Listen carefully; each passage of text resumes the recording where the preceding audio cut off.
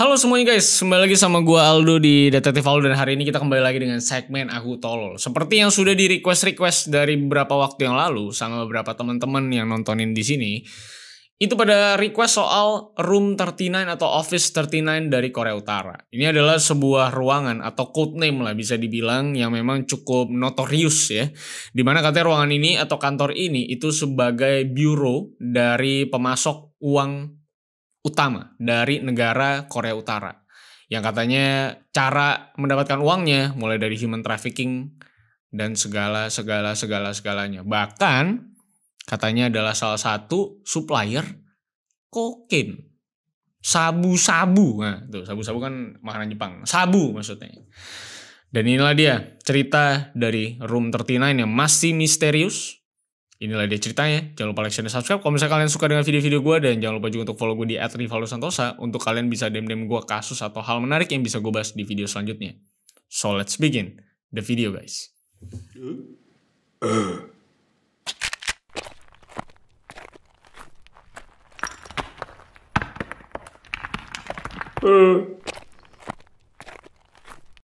I lost myself. I waited still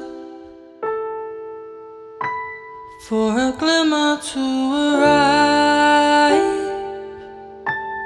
I know it. Office 39 atau Room 39 atau Bureau 39 ini adalah nama yang dikenal orang-orang di seluruh dunia yang adalah salah satu divisi rahasia pemerintahan Korea Utara katanya yang diduga menjadi pemasok utama dari negara pengembang senjata nuklir ini, yaitu si North Korea. Nah, Office 39 ini awalnya itu terbentuk di tahun 1970-an, waktu Kim Jong-il itu masih menjabat sebagai kepala negara atau presiden. Sebelum akhirnya kan meninggal dan digantikan sama anaknya, si Kim Jong-un, kan?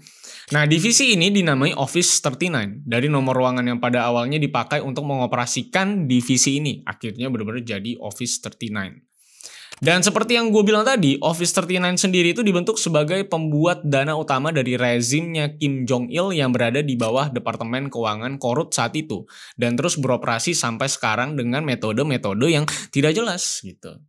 Nah, kalau di awal tadi gue nggak bilang kata rahasia dari divisi ini, mungkin kalian bakal ngira kalau divisi ini ya sekedar menjalani peran Kementerian Keuangan atau mungkin BUMN yang ngurusin segala macam APBD, impor-ekspor, bisnis negara, atau urusan keuangan negara lainnya. Tapi ternyata Office 39 itu nggak sesimpel itu. Karena di tahun 1970-an ketika divisi ini dibuat, Kim Jong-il itu ngisi slot staff di sana dengan orang-orang yang jago di bidang bisnis. Terutama yang ngerti sama bisnis-bisnis multinasional yang tiap hari berhubungan sama valuta asing. Jadi intinya, waktu itu Kim Jong-il ngebuat Office 39 sebagai powerhouse independen yang kerjanya itu nyuplai dana buat pemerintahannya sendiri.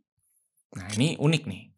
Nah, tapi sebagai negara sosialis yang menjunjung tinggi kemaslahatan, dengan Office 39 ini, Korea Utara diduga punya kegilaan di dalamnya.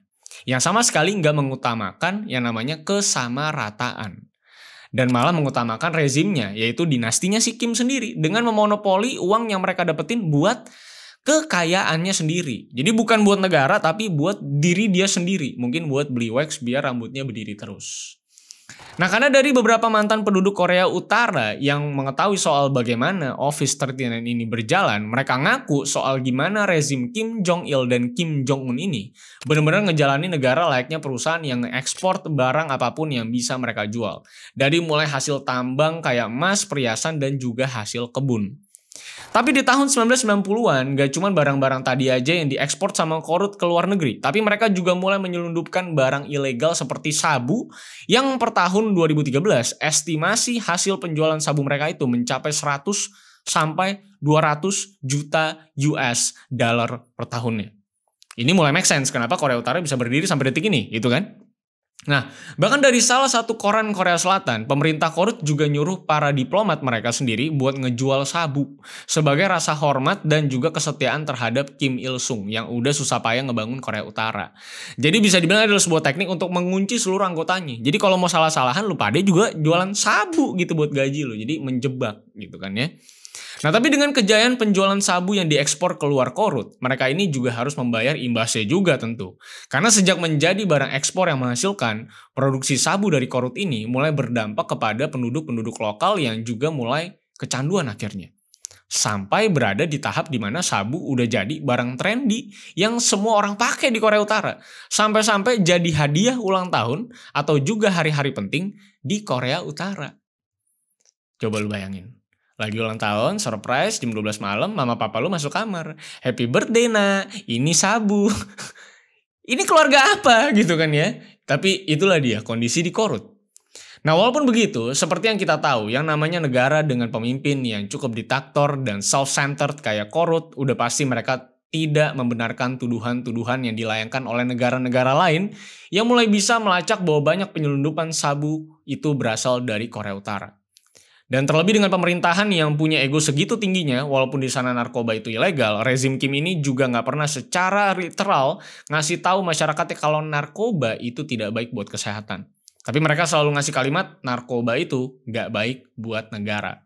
Tapi memang baiknya buat kantong dia. Yang sebenarnya kan sama sekali nggak ada empatinya gitu ya terhadap penduduk sendiri. Selama itu nggak ngerugi negara secara signifikan, ya bagi mereka sah-sah aja untuk kita berjualan narkoba ini. Dan bahkan mensosialisasikan narkoba ini ke masyarakat. Bahkan sampai dijadikan sebuah hadiah ulang tahun dan hari-hari besar di Korea Utara. Jadi emang pemimpinnya nggak peduli, yang penting mereka kaya gitu. Mereka eksploitasi rakyatnya gitu. Nah, dan untuk cara mereka menyelundupkan barang-barang ini, Korea Utara punya cara sendiri yang terkoneksi dengan bisnis gelap mereka yang lain. Karena selain menjadi produsen narkoba, Korea Utara tuh juga punya bisnis tekstil di berbagai negara, terutama Cina. Karena dengan adanya cabang perusahaan di Cina, mereka bisa dengan mudah menyelundupkan barang-barang dari mulai produk jadi, seperti pakaian maupun barang-barang jadi yang lain. Nah, dari Korea Utara, mereka tinggal mengirimkan barang ilegal mereka ke Cina. Dan sampai di sana, barang-barang jadi seperti pakaian yang mereka produksi itu tinggal mereka ganti merek dagangnya. Nah, lalu mereka tempel label Made in China. Dan dengan cara itu, mereka bisa ngejual produk hasil Korea Utara ke negara-negara lain atas nama perusahaan Cina. Lalu duitnya ditransfer ke Korea Utara. Cina dapat komisi, kan enak, win-win. Nah, dari tahun 2013 dan 2016, hasil penjualan dari ekspor barang jadi Korut di bidang tekstil itu mencapai 25 juta US dollar per tahunnya dibarengi dengan barang-barang narkoba pastinya. Sekalian ngirim baju, sekalian ngirim narkoba gitu kan. Nah, tapi tidak berhenti di penipuan kayak gitu doang atau penggelapan dagang gitu ya. Pabrik-pabrik yang gede-gede banget di Korut juga ternyata pakai jasa kerja paksa atau bisa dibilang perbudakan yang isinya juga penduduk-penduduk mereka sendiri.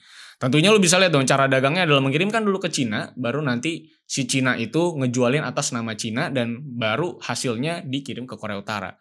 Kalau tidak melalui perbudakan, tentunya Korea Utara nggak akan dapetin duit banyak. Nah, untuk bisa dapetin duit banyak dengan cara seperti itu, tentunya udah melalui tangan kedua, tentunya mereka harus memakai cara perbudakan supaya mereka nggak punya dana operasional untuk karyawan mereka. Nah, dari perbudakan ini, Korut juga terus memperluas sistem ini ke luar negeri dengan mengirimkan penduduknya ke daerah-daerah seperti Polandia, Uzbekistan, Rusia, Malaysia, Mongolia, Cina, Kamboja, dan juga negara-negara lain yang tentunya masih ada perbudakan-perbudakan tidak langsungnya. Pada awalnya, para pekerja ini dijanjikan gaji yang lebih tinggi buat kesejahteraan keluarga mereka yang tinggal di Korea Utara. Tapi begitu sampai di luar negeri, mereka yang mayoritas menjadi pekerja kasar di daerah konstruksi malah diwajibkan bekerja setiap hari dengan hanya libur 2 hari per bulannya.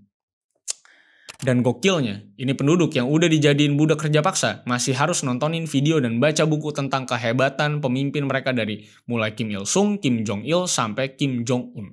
Jadi harus tetap brainwash ya, dimana para rakyat-rakyat Korea Utara ini yang kerja di luar negeri tetap harus yang namanya nonton pemimpin-pemimpin mereka. Supaya tetap hormat dan respect dan tentunya takut juga. Ini menurut gue salah satu pencucian otak yang sakit banget. Dan per tahun 2019, para pekerja paksa ini juga diketahui udah tersebar sekitar 150.000 orang di negara-negara yang udah gue sebutin tadi. Dan mayoritas dari mereka cuma dibayar sekitar 90 euro per bulan. Itu berarti sekitar 180 ribuan. Dan itu yang mereka terima itu cuma sekitar 10-20% dari total 90 euro tadi. Sisanya kemana? Ya ke presiden. Udah 90 euro dipotong lagi. Dengan uang pemotongan gaji sebanyak itu, PBB yang mengetahui hal ini juga sempat ngasih sanksi untuk membatasi pengiriman tenaga kerja Korea Utara ke luar negeri dan mewajibkan Korut buat memulangkan para pekerjanya pada tahun 2017. Dan selain itu, PBB juga memberi sanksi berupa pelarangan impor barang mewah dan juga komoditas lain ke Korea Utara. Tapi yang namanya Korea Utara ya, mereka tentunya tetap bisa melakukan praktek yang bisa dikategorikan sebagai human slavery atau perbudakan tadi. Jadi tidak ada halangan buat Korut. Orang mereka juga nggak menurut siapa-siapa gitu kan. Dan mungkin ada dari kalian yang bingung juga, kenapa cuma ada sedikit pekerja yang berhasil kabur dari tempat perbudakannya itu? Jawabannya simpel banget, karena penjagaan mereka itu ketat banget. Dan setiap mereka yang nanya soal load pekerjaan yang gak masuk akal dan juga gaji yang gak sesuai janji pemerintah Korut, mereka cuma dijawab kalau seharusnya mereka tuh bersyukur dan berterima kasih sama presiden mereka yang udah ngasih mereka makan 3 kali setiap harinya. Yang seharusnya kan itu emang udah jadi kebutuhan manusia setiap harinya dan bukan sesuatu yang spesial. Dan menurut gue, lu dikasih makan 3 hari sekali, 3 kali sehari, ya supaya lu bisa tetap kuat kerja buat negara lu, kan gitu, simple kan. Apalagi dari sebuah negara yang katanya sosialis, tentunya ini adalah sesuatu yang sangat-sangat meresahkan untuk penduduknya. Kenapa mereka nggak dapetin apa-apa? Nah terlebih lagi, kalau mereka berhasil kabur pun, keluarga mereka yang tinggal di Korut itu berkemungkinan besar buat penjara ataupun mendapat sanksi lainnya seperti dihukum gantung atau dihukum tembak. Nah, walaupun memang PBB sudah tahu hal ini seperti yang tadi gue bilang dan sudah membatasi pengiriman tenaga kerja keluar Korut, tapi tentunya karena Korut juga nggak mau tahu dan negara yang mengimpor tenaga kerja juga kayaknya juga seneng gitu bayarnya murah tapi dapat pekerja gitu kan. Makanya praktek ini tetap dijalani setiap harinya di negara-negara tadi. Dan ternyata nggak cuma jadi pekerja kasar yang bisa dibilang sebagai kuli bangunan tadi gitu. Ternyata bukan laki-laki doang gitu yang dikirim. Tapi perempuan-perempuan Korea Utara itu juga dikirim ke luar negeri buat jadi pelayan di restoran-restoran yang memang dipunyai itu dimiliki sama Korea Utara. Yang harga makanannya di restoran tersebut tuh mahal-mahal banget. Ya kita nggak tahu juga nama restorannya apa. Kadang-kadang restorannya barat, totonya punya Korea Utara gitu kan. Nah tapi sama seperti para pekerja bangunan yang tadi, para perempuan ini juga dipaksa buat kerja setiap hari tanpa dibayar dengan layak. Dan mereka juga harus tidur di dalam tempat kerja mereka. Dan cuman boleh keluar buat belanja bahan-bahan pokok di waktu yang juga sudah ditentukan. Nah dari semua pemotongan gaji para pekerja dan bahkan ada yang nggak dibayar ini, ya juga diketahui sebenarnya kalau rezim Kim Jong-un itu bisa dapat sekitar 500 juta US dollar per tahunnya. Jadi itu gede banget. Apalagi itu buat diri sendiri, lu bayangin tuh. Sebuah jumlah yang memang sangat-sangat fantastis buat Kim Jong-un gitu loh. Dan dari sana para pekerja yang selama hidupnya selalu mengagumi sosok pemimpin mereka yang memang didapatkan lewat brainwash yang dilakukan oleh propaganda Korea Utara. Ya intinya mereka juga baru tahu kalau semua keindahan yang ada di ibu kota Pyongyang itu cuma sekedar bagian dari keserakahan pemimpin negara mereka. Karena dari data yang ada sejak 2019 sampai 2021 diketahui kalau sekitar 40% dari penduduk mereka itu kekurangan gizi, bahkan ada yang makan rumput kan, lu pernah lihat fotonya. Dan yang terlihat makmur di Pyongyang itu sebagian besar adalah pebisnis dan juga pejabat-pejabat negara yang cukup berdampak untuk negara dan tentunya ikut serta dalam segala sistem dan peraturan dan sistem bisnis yang memang diimplementasikan sama Kim Jong-un. Atau ikut bersama-sama bisnis gelap. Kalau mungkin itu udah bisa dibilang sangat abusive dan gak manusiawi terhadap penduduk mereka sendiri, Korea Utara juga diduga udah ngelakuin praktek-praktek gelap lain yang ngerugin masyarakat dunia, terutama dari sisi perekonomian. Karena sejak sekitar tahun 2006, Amerika Serikat menemukan kontainer yang berisi mainan plastik yang ternyata menyimpan uang palsu dengan nilai $100, dengan jumlah total $300.000. Dan uang-uang palsu tersebut itu sangat sulit buat diidentifikasi, karena penampakan fisiknya sangat identik dengan mata uang dolar asli. Jadi jualan duit palsu, kan gila menurut gue ya. Dan Kementerian Amerika Serikat yang dibantu FBI mengkonfirmasi bahwa uang palsu tersebut bukan diproduksi oleh organisasi kriminal ataupun mafia-mafia yang biasanya ngelakuin hal tersebut. Tapi yang ngelakuin praktek gelap itu adalah pemerintah Korea Utara setelah di track back. Karena pada bulan September 2004 diketahui juga bahwa Korea Utara memiliki hubungan dengan sebuah bank di Macau yang menerima deposit uang dalam jumlah yang sangat besar dari akun yang diketahui milik seorang pejabat dari Korea Utara. Dan setelah diinvestigasi, terdapat dolar palsu dari semua uang yang didepositkan di bank tersebut. Lu bayangin. Masukin duit palsu. Gitu kan. Walaupun Korea Utara memang membantah keikutsertaan mereka dalam kasus percetakan dolar palsu tersebut yang dimasukin ke dalam mainan. Tapi isu ini diperkuat dengan pengakuan mantan pejabat Office 39 dan juga mantan diplomat Korea Utara yang berhasil kabur ke Korea Selatan, yang udah jadi informan Korsel dalam divisi keamanan negara. Mereka mengaku bahwa Office 39 itu udah jadi sebuah divisi pemerintahan yang isinya cuma VVIP yang bisa akses. Dan bahkan divisi keamanan negara korut aja itu juga nggak punya akses ke sana, jadi sangat-sangat terbatas. Mereka ngaku kalau si Office 39 ini memang memproduksi dolar palsu buat ditukar jadi uang asli. Dan selain itu mereka juga ngelakuin banyak penipuan ke perusahaan asuransi luar negeri dengan ngedaftarin kendaraan-kendaraan kayak helikopter yang udah tua dan dengan sengaja mereka ledakin atau bakar buat ngeklaim premi asuransi yang dijanjikan oleh perusahaan asuransi tersebut.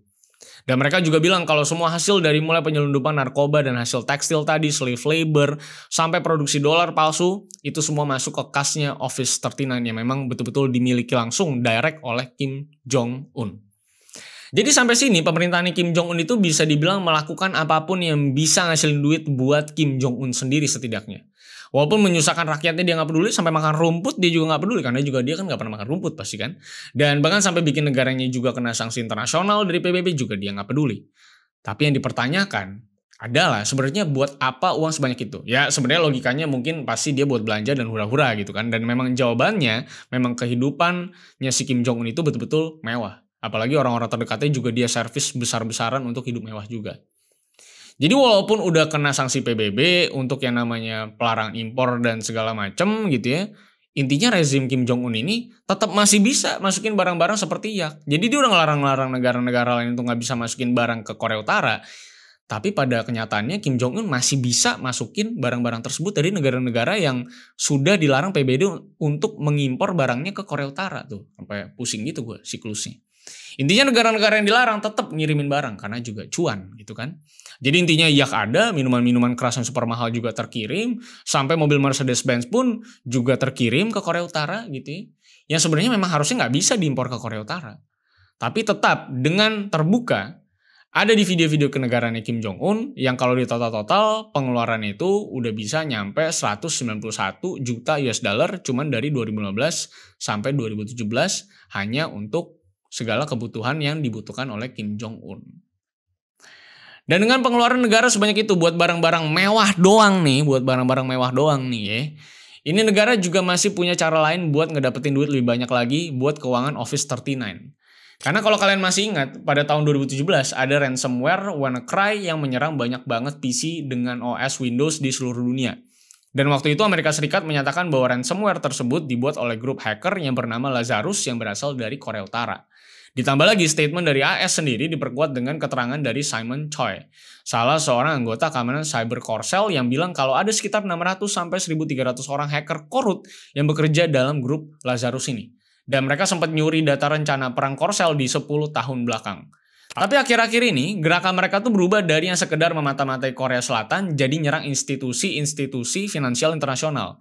Buat apa? Ya buat ngedapetin keuntungan uang dengan cara nge-lock data-data penting mereka dengan ransomware dan cyber attack. Jadi kalau misalnya itu data mau di-unlock atau mau dikembalikan lagi, biasanya negara atau instansi tersebut harus membayar kepada sang hacker. Nah, itu cara dapetin duitnya. Nah, dari semua cara gila korut dalam mencari keuntungan dengan Office 39-nya ini sebenarnya punya tujuan yang jauh lebih besar daripada kemewahan hidup pejabat-pejabat mereka ternyata. Karena pada salah satu interview yang dilakukan dengan seorang profesor ekonomi di Korea Utara, dia bilang kalau Korea Utara itu nggak bakal pernah ngelepasin pengembangan senjata nuklir mereka. Walaupun udah berkali-kali diberikan sanksi internasional untuk menghentikan pengembangan senjata nuklir mereka. Orang perintah untuk melarang perdagangan aja dilanggar, apalagi ini urusannya nuklir, ya lebih nggak mau lagi gitu kan dia kan. Dan hal tersebut itu bisa terjadi karena di pandangan mereka, nuklir adalah satu-satunya alat pertahanan yang bisa ngejamin keamanan mereka. Dari mulai segi ekonomi, politik, dan juga keamanan negara mereka sendiri. Makanya mereka bersikeras untuk tetap mendevelop senjata nuklir tersebut. Terutama untuk melindungi diri mereka dari negara-negara seperti Amerika Serikat yang memang pro-Korsel sejak Perang Korea di tahun 1950-an. Ya memang sudah dari dulu, ini perang saudara gitu kan.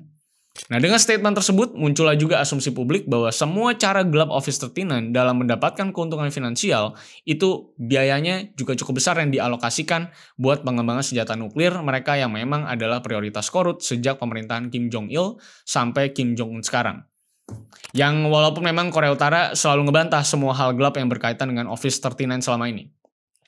Dan kalau benar pun rasanya mereka tuh udah benar-benar berubah haluan jadi negara bisnis yang super kapitalis kan tentunya ya.